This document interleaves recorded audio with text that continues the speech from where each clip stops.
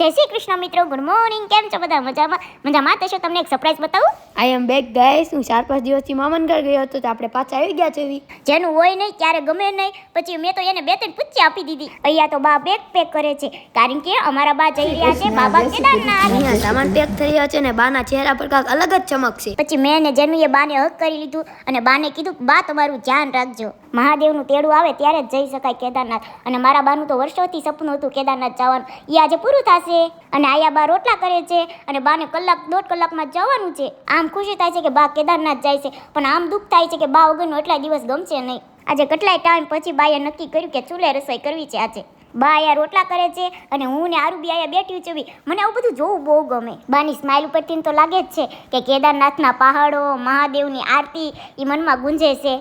આવો આઠમ તો સૂરજ હોય ને મસ્ત ચકલીઓનો અવાજ આવતો હોય એટલે અમે વિચાર્યું કે નીચે જ જમવા બેસી જઈ ફળિયામાં. અને પપ્પા કહે છે ચાલો બધા જમવા. કુદરતી નજારો માણતા અમે દેશી જમવાનું લઈને બેસી ગયા ખુલ્લા આકાશમાં. પછી જેનું બાનો બધો સામાન ગાડીમાં મૂકવા લાગ્યો અને હવે અમે નીકળી ગયા છીએ બાને ડ્રોપ કરવા. ચાલો બા જલ્દી જઈને આવજો. મહાદેવ તમારી યાત્રા સુખદ રાખે. પછી આપણે બાને ટાટા બાય બાય કરીને નીકળી ગયા મારું હેર કટ કરાવવા માટે.